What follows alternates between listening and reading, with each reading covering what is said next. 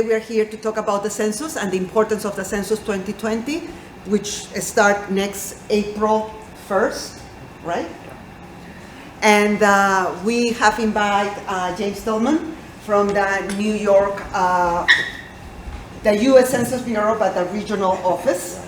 And with James, we know each other for so many years, also a resident of the community. And Amy Torres from the Chinese American Planning Council, who has been organizing people around the census and how to prepare, more important, how to prepare communities so we all are counted.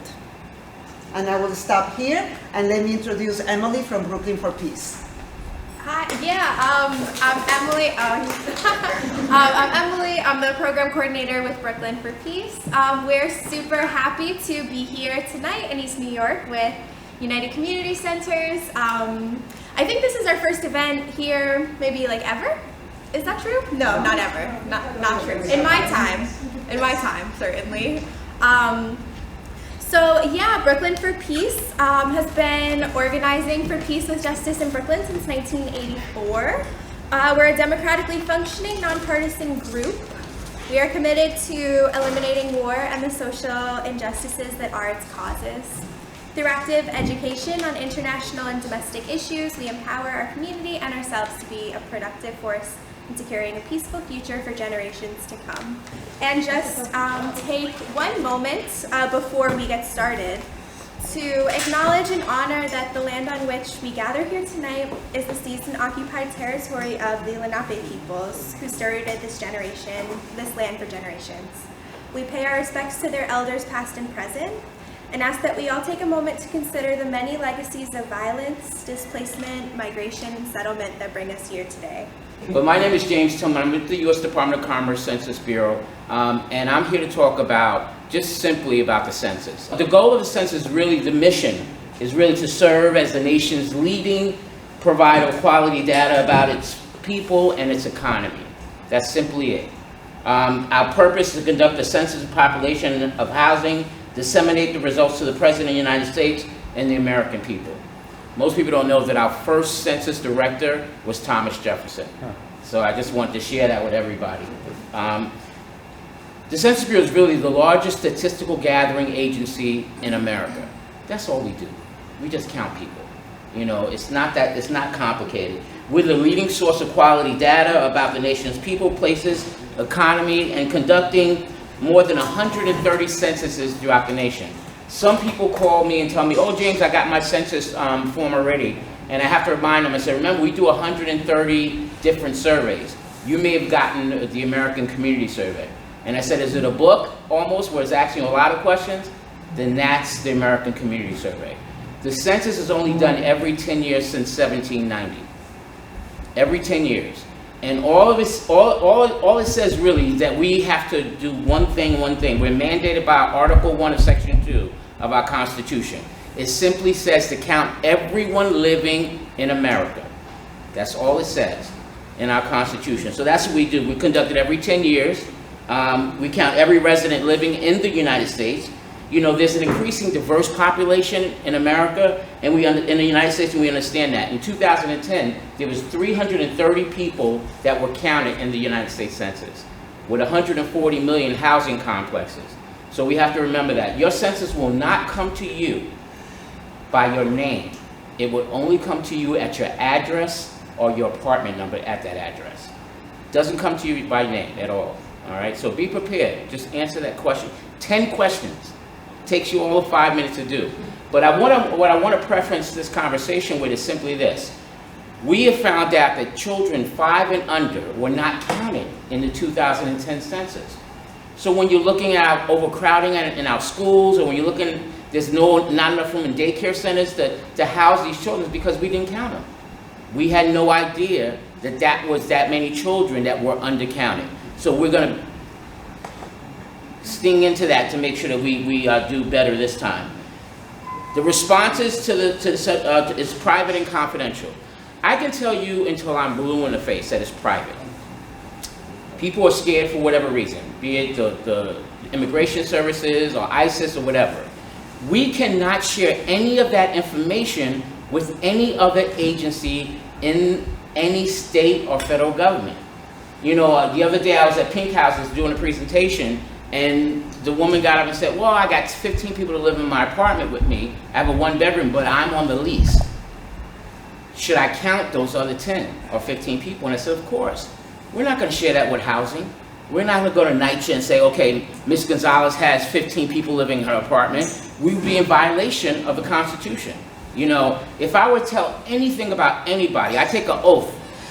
And the oath, and it's an oath that carries me throughout life. So I can be arrested anytime, you know. I take an oath that I will protect people's confidentiality. So if I share that information, I go to jail, a federal prison for 5 years, and I collect a $250,000 fine. I'm not interested in doing that. So we make sure that we protect everyone's privacy. It's critical. Our goal is simply this at a 2020 census, is to motivate people to be counted, to establish where to count, and then we count the population and we give that information to the President of the United States. No, we cannot give the President any specifics on any household.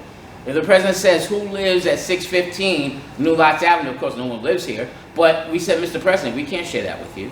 Because once we get that information, your name goes south, your address goes west, and any other information goes, you know, everywhere else, but it doesn't bring it together so that we can bring it together.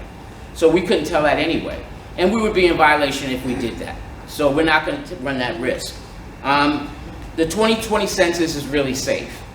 It's safe, it's 10 questions. What we're going to do uniquely this time is the people are going to be able to answer their census form by mail, by internet, by telephone, and by some annoying person knocking at your door because you didn't answer your census form. That's really the only 4 ways that we're going to do it this time. It's going to be simple. All they're asking you in the questionnaire, 10 questions. That's your name, your age, your date of birth, your race, origin, of course your address, and maybe a phone number at the end, so if there's a problem with that form, that we can call you and say, you may have missed the question, or how do you want to fill that question out? So that's the only reason we're asking for your phone number.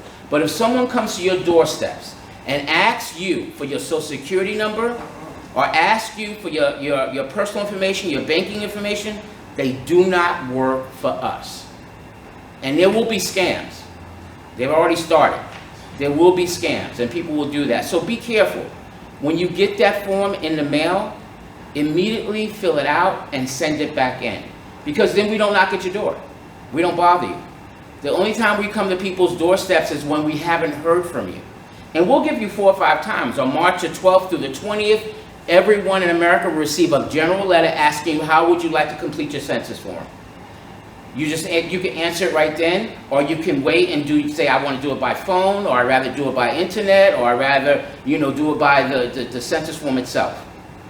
That's going to be your choice. We're going to hit you 3 to 4 times. On the 5th time, that's when we're going to send someone knocking at your door. So you're going to get a couple of chances to answer that form, and if you don't answer or respond, then we'll have to send people out. So the question is very simple. The internet is going to be very simple. Once you get you decide that you want to do it by internet, we'll send you a letter with the internet address that you can go on and do it. Every letter will have a code on it, so keep that letter, or make sure that you respond to us via that letter and that code. All right. So that's it. Another thing we're going to have already, that there are 12 languages that non-English speaking languages that we're going to have available. And those languages are Portuguese, Polish, Chinese, Russian, Korean, Spanish, of course, Arabic, Vietnamese, French, Haitian Creole, and Japanese. But we're going to have another 59 languages that are going to be available. Now, I speak Bubi and I speak Fang. I was a Peace Corps volunteer in West Africa for 3 years. I speak those languages, but I know there are not many people that speak those languages. But if needed, I can translate. I also speak Spanish, believe it or not. I lived in a Spanish-speaking country in West Africa between Gabon and Cameroon for 3.5 years. So I know how to speak Spanish as well. But we're going to have people who are going to be able to speak those languages and speak to you in the language, in your mother tongue. You know for a fact that there are 675 billion. Some elected officials will say some other things, but there's $675 billion that will come down from the federal governments for communities that are counted. Brooklyn is the third largest city in America, following Los Angeles, Chicago, then Brooklyn. Not New York City, Brooklyn. 2.8 million people live in Brooklyn. There is no reason why we shouldn't be counting ourselves, because that money would come to us if we are counting. 2.8 million, the largest borough in the city of New York. So we have to make sure that we get people out there to be counted and make sure that they understand the importance. But right after the census, the 2020 census, is what we call redistricting. That means all your congressional representatives are shifted. You know, that means that we may lose a seat or two. I think we lost 2 last census. And if we lose that seat, you know, in 1950, I'm told, we had 45 congressional representatives representing the state of New York. Now it's 27. So you do the math, you think about it. The less people we have in Congress, that's not a good fit. You know, we need to have more. So we know that we're constrained by the environment. We know that there's a rapid and strong distrust of government. We understand that. There's a rapidly changing technology. That's why we're doing the census forms via internet. We know that there's declining response rates always. That's why we've added these 2 new ways, really 3, to do the census form. And we know there's an increasingly diverse population living in different living situations. So we understand all that, but we understand also that we have to be counted. And we also think of everyone in this room as trusted voices. I go to the faith-based communities throughout the district and throughout Brooklyn to talk about the importance of the census. If the pastor gives me, or the rabbi, or the imam gives me 5 minutes just to say, this is why it's important, this is why you got to do it. There was an elected official that lived in Brownsville. I just want to tell you a short story. Her mother was 78 years old, and I spoke at her church. She had never done a census form in her entire life, nor her family. And she said, I'm going to do my census form this time around. And I said, why? She said, because this is the first time someone told me what it's for. The purpose of it. I never understood the purpose of giving anybody my information. So I didn't know what it was for. And she said, for this, the first time in my life, my 78 years living, that I'm going to do a census form. Because now I understand the purpose of it. So we want to get that message out. I always tell my friends that were rabbis, I said, before you go to the bar mitzvah, please give me 5 minutes so I can talk to the people who are there. Before they turn the music on at a block party, please let me come and talk about it real quickly. The tenant associations. I go to all tenant association, block association meetings, because I was born and raised in this community. I know this community very well, very well. So I say that give me 5 minutes to say something about the census. So after they're doing their dancing and they're finished, they'll say, wait a minute, wasn't that guy there talking about census? You know, and I need to do my census form. I just want to encourage them to do that. So we're looking at you as the trusted voices. This is an opportunity to come and talk about the census. Whether it's a big crowd or a small crowd is really irrelevant. It's that someone's going to get that message and share that message with their family and friends. So I hope that that's the case in this room. You know, we're partners with the Chinese American Planning Council. Did I say that right? Yes. And elected officials, colleges, universities, schools, libraries, government offices. There's not a library that we don't go to where they have especially where they have adult education programs, that we're not speaking at and talking about the importance of the census. No, you don't have to be a U.S. citizen to apply for the job. I mean, to apply for the census form or do the census form. So that's one of the things that we try to get people not nervous about, you know. Just do your census form, 10 questions, it'll take you a couple of minutes. And I know that, another story I want to share with you, my son went to school at 165 in Brownsville. And one day I just threw the census form aside. I said, I'll get it, I'll do it later.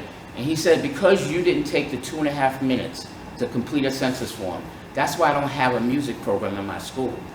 Because you didn't take the 2.5 minutes to complete a census form, you've already defined my future. So what do you say to your kid when he says that? You get out and you pick up your pen and you fill your census form out. Because the children understand the importance of it. We have census in the schools as well. We're trying to get that message across that people can understand it and the importance of it. So, once again, we're going to be working with all social media that we know. There's going to be a huge campaign beginning in January where you're going to see so much census stuff floating around that you're going to say, okay, I'm getting sick of it, you know. And we're going to have it on busway, you know, trains, buses, everywhere you can imagine. Every billboard, we're going to put it up. And yes, we're counting people in prisons. This is another thing I get a lot from, you know, parents who have children in a prison. They'd rather have their children counted at home. And I get that, but I said that's an act of Congress. That has nothing to do with us. So a congressional representative will have to bring that legislation forward for it to change. We can't do that. We just have to count it. So we count them in what we call group quarters. So if they're in college, we count them in colleges. If they're in jail, we count them in jail. Some of these small towns really are aware, particularly where prisons are located, they know the importance of the census. I work with an organization called CPC, Chinese American Planning Council, and we are a social services organization. We started in Chinatown in 1965 at the end of the Chinese exclusion years. Today we're the largest social services organization for Asian Americans and Pacific Islanders in the country. We serve over 60,000 New Yorkers every year at 30 different sites throughout the city. And so we really look at opportunities like the census as a way for us to further promote our social and economic empowerment agenda and further the work that we do, and more importantly, further the visibility of the communities that we work with. But what census actually is, and thank you, Emily, because I'm just changing the slides, is exactly what James mentioned. It's a count of every household, it distributes federal dollars, and it determines our political representation. So every time you pay your taxes, all of those taxes go somewhere. We need to figure out where they go. The census helps determine that. So a 10-year count of the total population of the United States, because there's no other operation of this kind, the census is the largest peacetime operation that our country undertakes. So the only thing that is larger than the census is war. The distribution of federal funds, so over $800 billion of federal funds are sent back out to the states. We know that in New York State, in fiscal year 2017, New York overpaid the amount of taxes that we received back. So New York State contributed 24.1 billion taxes, more than we received back in federal funding. And how does federal funding get determined? It's all of the formulas that come out of the census. I'm going to make a statement instead of a question. I just think that that question of the Constitution, of the citizenship, was an attempt to suppress, obviously, to suppress participation by scaring people. But there's a much bigger question, and that is the whole atmosphere created by the Trump administration and their, attitudes towards refugees and immigrants that has a huge effect on scaring people from participating, filling out anything that goes back to the federal government. Despite what you say, that fear is very real. So it becomes very important for us as activists, as socially aware members of our community, to really have some sort of an action plan to take what was said here tonight in terms of why it's so important for communities to get full participation, to explain that to people in a very simple, straightforward manner. This is about funding our schools. This is about daycare centers in our community. This is about fixing our roads and having decent sanitation and so on and so forth, because all of that comes back to the city in terms of the $800 billion in federal funds, and we don't get that money unless we're counted. So I think Brooklyn for Peace, UCC, anybody else here who's a member of a church or whatever has to speak up and try to explain that to people, that it's so very important that this census be filled out by as many people as possible, and that it's a good thing, not a bad thing, and nothing to be scared of.